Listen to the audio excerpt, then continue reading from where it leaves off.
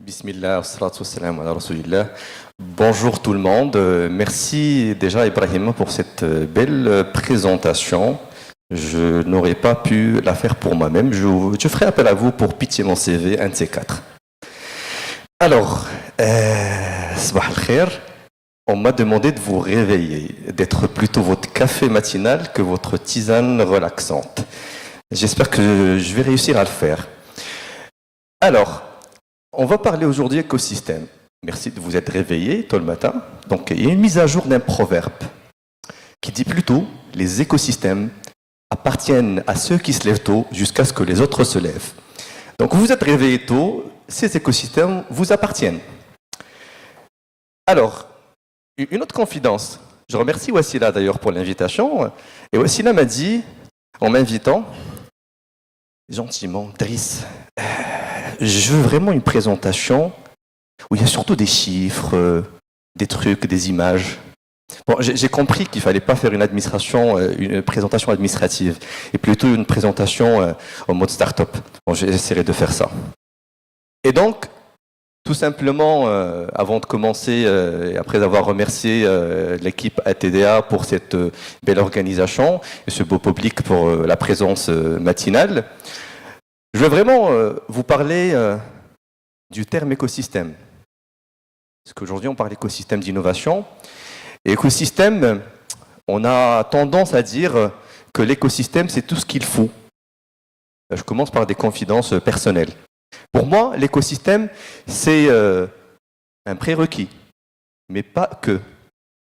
Pour moi, c'est la partie émergée de l'iceberg. L'écosystème, c'est les moyens dont on a besoin, c'est les connexions dont on a besoin, c'est les budgets dont on a besoin, c'est la volonté administrative dont on a besoin, c'est le cadre légal, réglementaire, financier, etc. Mais en contemplant cette slide, et j'avais toujours Wassila derrière qui me dit « ne n'écris pas beaucoup de choses », je me suis dit « allez, on enlève une lettre ». Mais il fallait la remplacer, puisque là, ça n'a aucun sens. J'ai remplacé par un G. Il n'y a pas mon ami Chantal ici, parce qu'en fait, écosystème sans pour autant avoir le sens égocentrique de l'intérêt individuel. Écosystème, pour moi, c'est la partie non visible de cet iceberg de l'écosystème. On a besoin d'un écosystème, mais on a besoin d'un écosystème pas personnel, mais un écosystème nationaliste, amour du pays, mais pas que, amour du continent. Parce qu'on a cet écosystème et qu'on ne le fasse pas avec un mindset, réalisation, abnégation pour ce que fait notre pays, pour pousser notre continent, je pense qu'on ne va pas pouvoir générer nos licornes et nos gazelles. On le fera beaucoup plus en ayant, en plus de l'écosystème, développé notre écosystème égocentré sur le pays et sur le continent. Ça, c'est la première réflexion. Cet écosystème couplé à l'écosystème nous permettra de devenir des record breakers. Est-ce que vous connaissez la méthode -8 + 8? Non? Oui, c'est une nouvelle méthode qu'on vient d'inventer après le 16-0. On peut quand même applaudir l'équipe nationale. Alors, -8 + 8, tout simplement pour dire, grâce à la volonté et la vision de Sa Majesté le Roi, on a pu développer un écosystème sportif très intéressant. Des écoles de formation, une vraie dotation en budget, une vraie dotation en moyens, une vraie dotation en vision stratégique long-termiste, de vraies infrastructures, de grandes infrastructures. Mais si on n'avait pas couplé cet écosystème avec l'écosystème, la rage de gagner, la rage de réaliser des choses, on n'aurait pas tout simplement profité de ce que nous offre notre écosystème. Et donc, c'est un modèle pour dire que l'équipe nationale n'avait pas uniquement besoin de son écosystème sportif, assez bien développé au Maroc, assez bien développé et assez bien ouvert à l'Afrique, à nos pays frères. Ils ont fait fonctionner leur ego et leur amour du pays et leur amour de réalisation des objectifs qui lui sont assignés pour réaliser cet objectif. Alors c'est tout simplement pour vous dire que là, c'est vraiment une composante essentielle pour que nous puissions bâtir nos écosystèmes.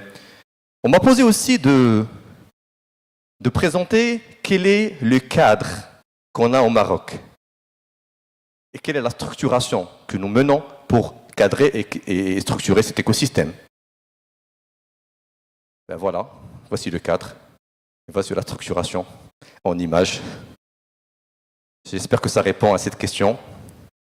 Mais ça, c'est uniquement pour que vous ayez dans le background de vos esprits ces deux images que vous allez coupler par la suite au vrai cadre, à la vraie structure qu'on est en train de monter. Rappelez-vous du cadre et rappelez-vous du monsieur qui est en train de voir les post-it.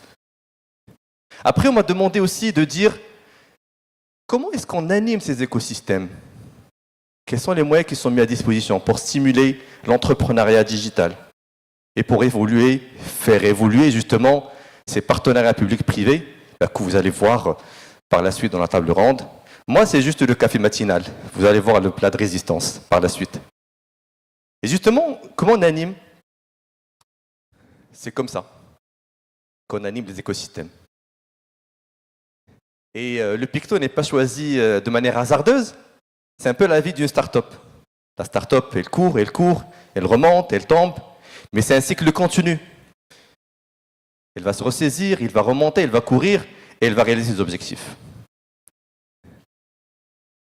Tout ça, ça va nous ramener à dire un peu, et c'est ma dernière slide, quels sont les différents leviers que nous utilisons et que nous injectons dans cette stratégie qui a été instaurée sous l'égide de Sa Majesté le Roi Mohamed VI, que Dieu l'assiste, dénommée Digital Morocco 2030.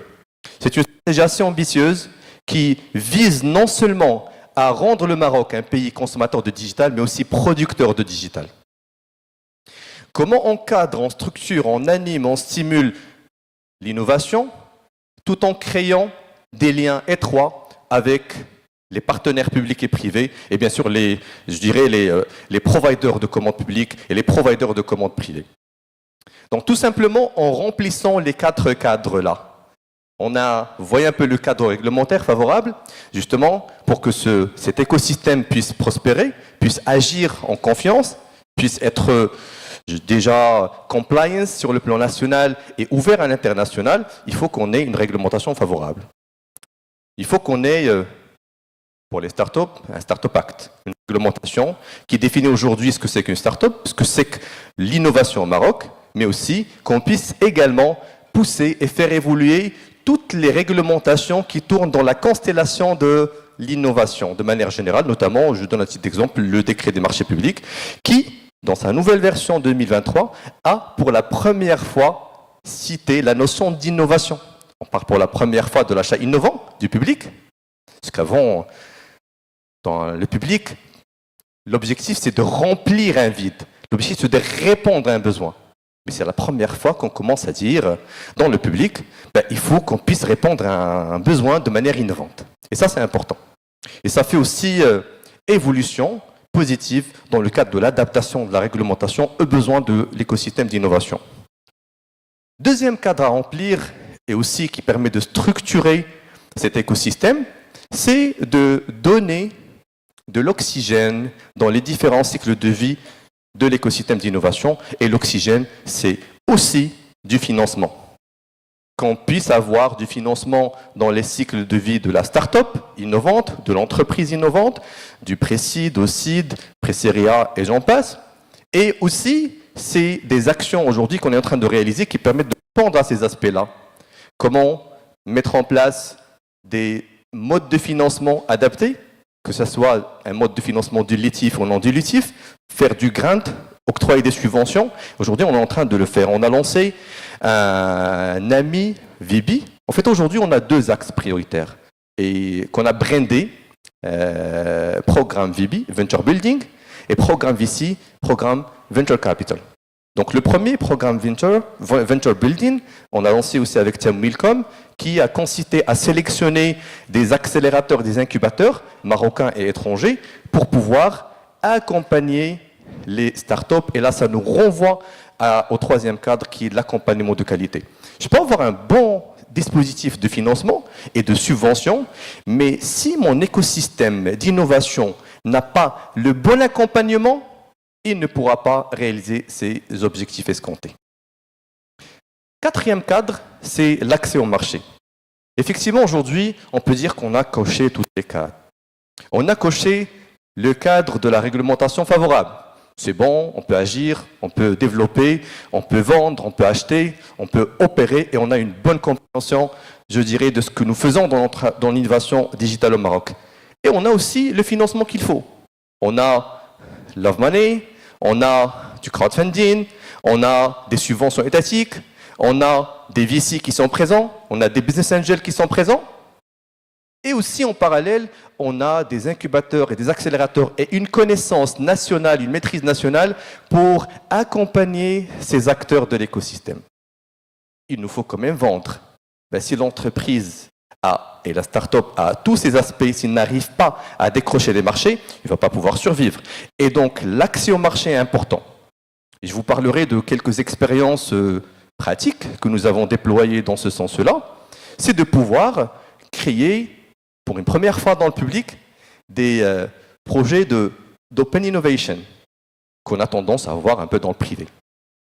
C'est le fruit d'une convention ou d'un lab digital qu'on a dénommé l'EdTech Digital Lab avec le ministère de l'Éducation nationale, avec un partenaire public qui est la CDG, pour développer une relation, bien sûr c'est un Digital Lab qui est cofinancé, pour développer une plateforme de co-construction de solutions pour développer les solutions de l'EdTech et des solutions marocaines et créées par des Marocains, et le cas échéant avec des joint ventures avec des startups étrangères. Et donc l'idée, c'est de sortir un peu de ce paradigme de marché public et de pouvoir créer des espaces de co-création et de partenariat public-privé. Plusieurs expériences, on a fait également, mais faute de temps, peut-être qu'on pourrait les approcher par la suite. Un dernier point, c'est par rapport, ce qu'on parlait tout à l'heure avec Ibrahima, par rapport à l'inclusion et par rapport à la proximité. Bien sûr, aujourd'hui, quand on parle de ces instruments doivent être à l'échelle nationale. Ils doivent être, je dirais, accessibles à tout le monde. Et nous avons un des leviers, je ne sais pas si Lamia est là, mais on a un technoparc qui est assez dynamique, qui depuis plus de 20 ans faisait plutôt de la domiciliation de start-up. Et là, son modèle a leapfrogué, son modèle s'est développé en devenant un incubateur et un accélérateur pour les start-up. Et on profite de ce réseau aussi pour qu'on puisse être à proximité des différentes régions. Aujourd'hui, le technoparc est implanté dans 5 villes et l'objectif, c'est qu'il soit implanté dans les 12 régions du Maroc pour qu'on ait cette proximité, pour qu'on ait, je dirais, ce rapprochement du service et cette dissémination de la culture entrepreneuriale, digitale, innovante à travers toutes les régions du Maroc. Donc, juste pour le savoir, aujourd'hui, la stratégie dessine plusieurs objectifs à l'horizon 2026 et 2030. Alhamdoulilah, après un peu plus de 18 mois de la validation de la stratégie, il y a pas mal de choses qui sont réalisées. Il y a pas mal de dynamiques psychologiques et, je dirais, techniques qui ont été réalisées durant cette période-là. Et provenez toute cette dynamique autour de l'écosystème, ces événements de networking, ces événements de communication, le grand événement GITEX qui est aujourd'hui l'un ou le plus grand événement tech en Afrique, après plus de 3 éditions. Donc, sans trop m'étaler, et je vois que le compteur arrive à terme, je vous remercie et à très bientôt, Charles. Merci beaucoup, Driss. Et je vous